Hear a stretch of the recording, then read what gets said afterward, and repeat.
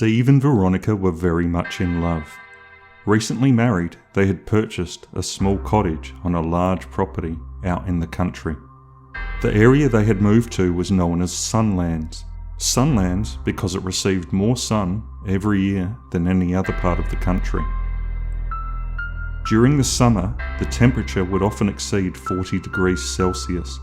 Their closest neighbour, Jed, ran an orange orchard and kept very much to himself. Steve was working at a local primary school in town, leaving Veronica to her own devices during the day. She had struck up a rapport with Jed, and he would often call in for morning tea. Jed came across as an unassuming, polite, humble man. She never would have guessed that in her wildest dreams, he was responsible for a slew of killings across the country, or that Jed was looking at Steve and Veronica's relationship with very jealous eyes. One evening, Veronica invited Jed over for a meal with Steve and herself. Jed said he would supply the dessert, as he baked an amazing chocolate orange cake using the oranges that he grew on the orchard. That evening, they all sat down to a lovely meal that Veronica had prepared, and after they had eaten, she brought out the sumptuous looking cake that Jed had made. Steve remarked on how good the cake looked and was halfway through his second forkful when he saw Veronica slump unconscious into her chair. The world spun around him as he too was rendered into unconsciousness and fell face first into the plate of chocolate cake. Jed leaned back into his chair, rolled a cigarette, lit it, and grinned to himself like an idiot. Steve opened his eyes. At first he didn't know where he was. He couldn't work out why he couldn't move his arms or legs, or why he was having difficulty breathing. The world was so bright and so hot, and as his eyes adjusted, he recognised Jed's ramshackle farmhouse. Holding a very elegant floral teacup and saucer, Jed took a sip of his morning cup of tea. Sitting next to Jed on the couch that was on the front porch was Veronica. Her hands and feet were bound with what appeared to be barbed wire. Duct tape was wrapped around her head to cover her mouth. The look in Veronica's eyes was utter terror. It was at that point Steve realised he was buried up to his neck in the familiar red soil of the area. "Good morning, Steve," said Jed. "Looks like it's going to be a fine day." Steve was confused.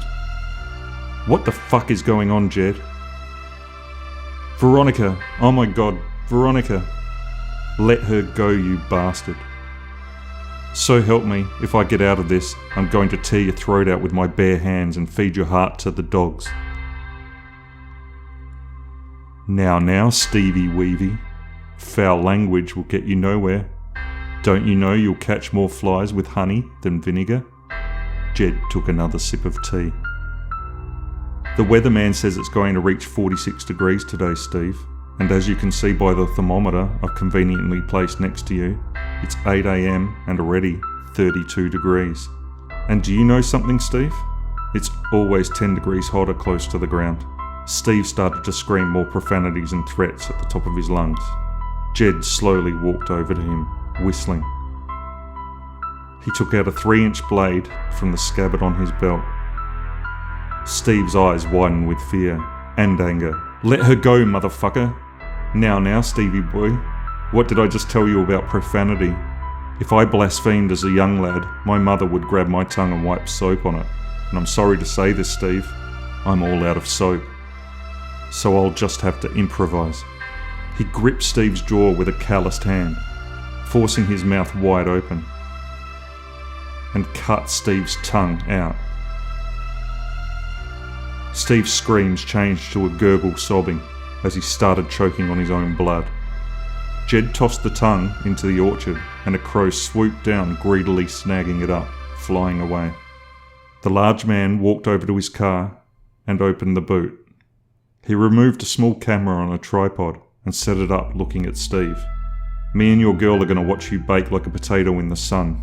I hear streaming is all the rage with you kids these days." Veronica was struggling the whole time, wanting to save her loved one so badly, and not caring about the barbed wire ripping into her flesh, cutting deeper the more she fought. Jed strode back to the veranda, picked up Veronica, and put her over his shoulder. He took her back inside.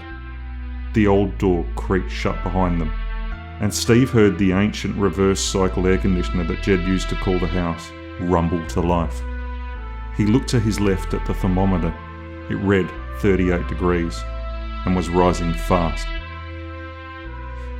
Veronica sat at the head of the table. Her hands and feet were bound to the chair by barbed wire.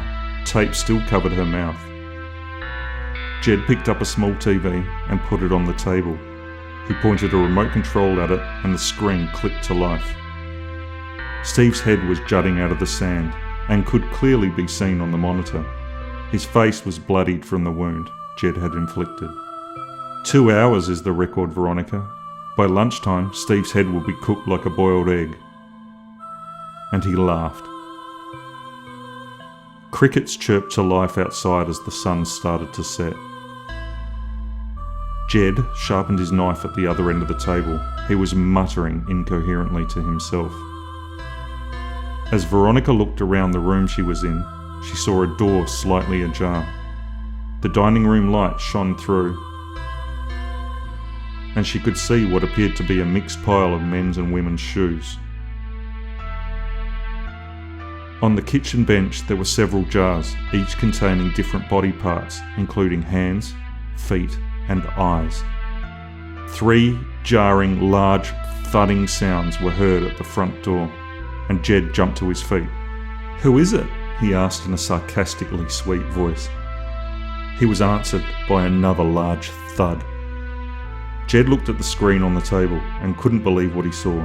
The camera had switched to night vision mode, and where Steve's head should have been, there was just a hole in the ground. Jed's mind was racing. How could Steve have survived the heat and blood loss, let alone have dug himself out? Jed shook his head. None of that mattered right now. All that counted was taking the double-barrel shotgun he had hidden above the door, and to end this right now by putting 2 rounds into Steve's chest. Jed flung the door open. Firing from the hip, he unloaded both barrels into Steve's torso, making him reel backwards from the concussion of the blast. 2 meaty holes opened up in Steve's chest, momentarily making moonlight shine through. Jed stood dumbfounded as Steve lumbered towards him. The 2 holes had exposed Steve's ribcage, and guts were hanging out. Stunned by the horrific sight walking towards him, he was smacked by a shovel on the side of the head before he could react, knocking Jed out cold. As Jed opened his eyes, he could feel the sun on his face and dirt on his chin.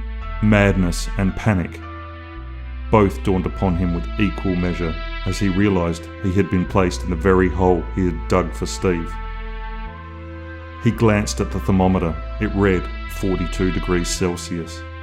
A dishevelled, bloodied and exhausted Veronica stood next to a very different looking Steve. Flies buzzed around him, and his pupils were milky and white. 2 large shotgun wounds were clearly visible and had torn through Steve's clothing and flesh. Veronica kicked red dust into Jed's face. "I hear 2 hours is the record," she said to him. Veronica took Steve's cold, white, bloody hand in hers as they walked off together back to their idyllic country home.